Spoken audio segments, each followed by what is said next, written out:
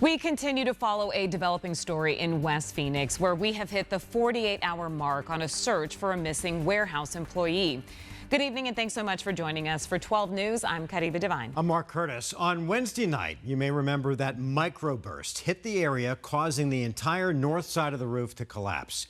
22-year-old Oswaldo Montoya was trapped inside and has been unaccounted for ever since. 12 News journalist Bianca Bono is joining us live from the scene of the search near 47th Avenue in Van Buren. And Bianca, what are the latest updates there?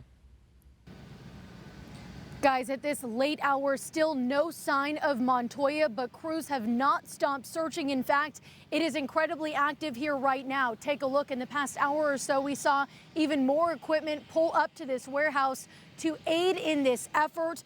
And tonight, a new development in this search as they're now tackling this from both the north and south sides of this building. Time is running, and he's running out of time. It's been 48 hours since Judith Montoya's younger brother, Oswaldo Montoya, became trapped inside this warehouse where he's worked for more than a year. And every tick of the clock is torture. I'm just asking for people's prayers, and just get my brother soon. She and her family wait, pray, and watch as around 100 fire personnel working 12-hour shifts search through the rubble, looking for any sign of life, focusing on the center of the building where colleagues say Montoya was last seen working as a forklift operator. The complexities of this incident is so big that we're going to have to use every resource we have to find this individual, and we will find him. 8 highly trained dogs on the urban search and rescue team are being used in 10-minute increments. Search cameras and listening devices have been trying to detect even the smallest sound or movement inside the massive storage facility. Crews are drilling through 100,000-pound slabs of concrete, using a crane to pull them away to give them more access. And Friday night, the search expanding from the north side of the building to the south, attacking this effort from multiple angles. The best way I can describe it is like that game used to play of pickup sticks. When you throw all the sticks on the ground, you pull one, the other moves. That's what we're worried about. 48 hours in, still no sign of Montoya, the 22-year-old who became a father to a baby boy just 2 weeks ago. He cares for his family, he cares for his sisters, for his mom, for his dad.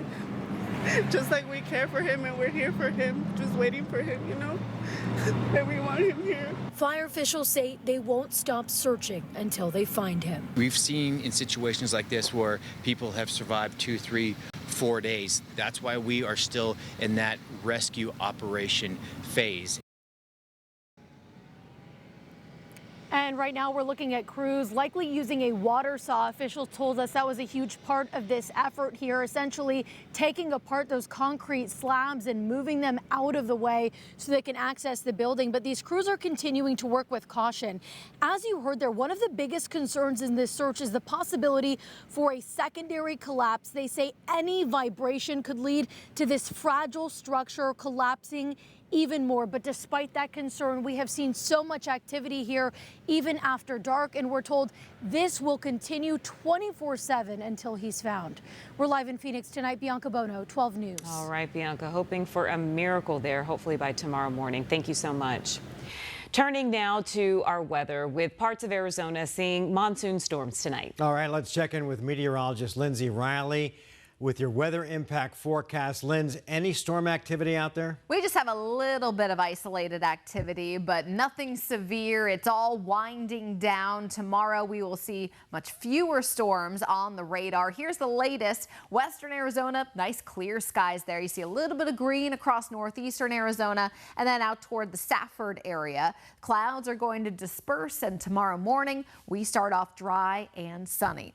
Here's a look at our 12 News exclusive monsoon meter for our Saturday. And for the first time in a while, we have zeros on the meter in the valley. That means dry weather tomorrow. Also for western Arizona. We're still looking at 50% coverage, though, out toward the White Mountains and southeastern Arizona. We could see a few severe thunderstorm warnings in those areas. Also the Navajo Nation, northeastern Arizona, a couple showers and storms. Areas closer to Flagstaff and the Grand Canyon will remain mostly dry tomorrow. So good day Today for outdoor activities, we're actually entering a rather dry weather pattern. This is our 7-day precipitation forecast. Areas in blue, the White Mountains and southeastern Arizona, over 1/2 inch of rain, but the green is much less. And as you can see here, the Phoenix Metro looking at a lot of dry time over the next week. So looks like it won't be as active. It won't be as stormy over the next several days. Here's our Saturday hour by hour. We start off in the 90s yet again. 6 a.m., 90 degrees. By noon, we're up to 103 and highs will be right around 110. Caribe? All right, Lindsay, thank you. Happening right now, a crash has closed a section of I-17 in Phoenix. Officials with DPS say that troopers were trying to stop a vehicle near Grant Street when the driver they were trying to stop caused a crash with another car. The southbound lanes were closed for just over an hour or so, but they're slowly starting to reopen right now. New tonight, an Arizona judge has rejected a proposal by Republican lawmakers tied to the potential ballot initiative on abortion.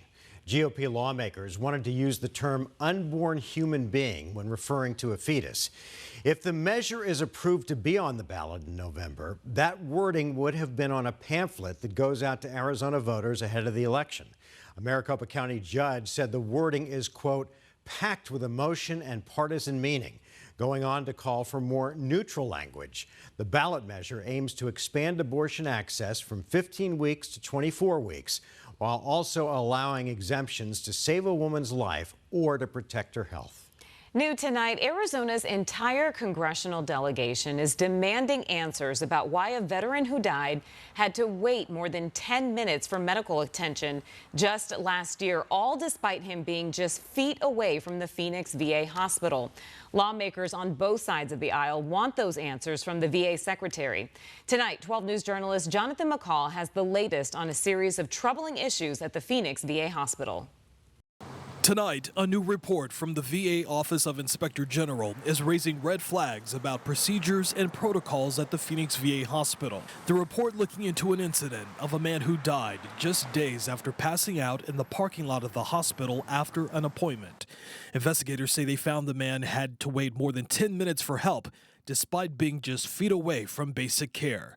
Phoenix Fire arriving to the hospital only to take the man to another facility. Well, let me tell you, it's one of the most egregious things that can happen. Darren Selnick is with Concerned Veterans for America, a veterans advocacy group. Veterans, and this is why veterans have lost faith in the VA healthcare system. The report found that conflicting policies, a lack of staff trained in CPR, and limited access to defibrillators may have all played a role in the patient's delayed care. Obviously, protocols were broken. Obviously, there is a problem at this medical center. 12 News has documented a series of issues at the Phoenix VA hospital in recent months. Is not available. In March, we first told you when a suicide prevention line to save lives went nowhere. In November, a report found hundreds of colon cancer test kits sat in a warehouse for months and had to be tossed because no one paid the postage. That new report also coming a decade after the Phoenix VA hospital was at the center of a nationwide scandal exposing how veterans were dying as they waited for medical care. But where's the accountability? Who's being fired? Who's being disciplined? What's the change? Answers that all of Arizona's congressional delegation now want directly from VA Secretary Dennis McDonough. Friday, Congressman Greg Stanton said lawmakers on both sides of the aisle sending him a formal letter. Selnick says this latest incident in Phoenix should open a broader conversation. Because we need to find out, was it really just Phoenix, or is this waiting to happen somewhere else? In Phoenix, Jonathan McCall, 12 News. Jonathan, thanks. New tonight, a string of robberies targeting one of the most popular sports in the valley. Police arrested a man who they say stole more than $40,000 worth of golf clubs from different stores in Scottsdale. 12 News journalist Chase Golightly spoke with one of those store owners about what happened. Police estimate that 62 golf clubs were taken from various shops across Scottsdale, including this big box store behind me. And they said this went on for months before the suspect was arrested. It's a game of patience, frustration, and if you're lucky, moments of absolute joy. I am blessed in my 50 years with one hole-in-one. It was the most incredible thing in the world. But you don't have to be an avid golfer to know it's pricey. These were $600 a piece. The AI smoke paradigms, they were the hottest thing in golf. And in March, during regular business hours, several of these high-end drivers were stolen from Hornacek's Golf in North Scottsdale. This guy got 7 in his hands and did it in less than 20 seconds. Co-owner Michael Savoy showing us the moments it happened. This is him. That's 52-year-old Walter Dogood, according to Savoy and Scottsdale police, walking to the drivers and grabbing as many as he could before walking, then running out the front door. There he goes. The cost for those 7 golf clubs? $3,600 on all that. This wasn't the only golf shop Dogood is accused of hitting. According to these court documents, Dogood did this 10 other times to several shops in Scottsdale and across the valley, taking several high-end valued golf clubs at a time. Within 4 months, police said it all added up to $43,000. My biggest concern was that I don't want an environment where my coworkers have to be fearful. After the incident, Savoy made changes to the store, adding more security cameras and extra staff. But we have thwarted about 5 or 6 attempts since then. One of those attempts? This gentleman actually came back 4 months later and was profiling us again. He said a worker recognized the suspect and approached him. When Dogood ran out the door, the worker was able to get a photo of his license plate. And I believe that was a contributor to getting some resolve in this. Police arrested Dogood, who reportedly admitted to the thefts, telling investigators he would sell the $600 clubs for less than half of what they're worth. He's now pleaded guilty to some of the charges and awaits sentencing. Those same court documents claim Dogood has a long criminal history and was even convicted of burglary in the past. We're in Scottsdale tonight. Chase Golightly, 12 News.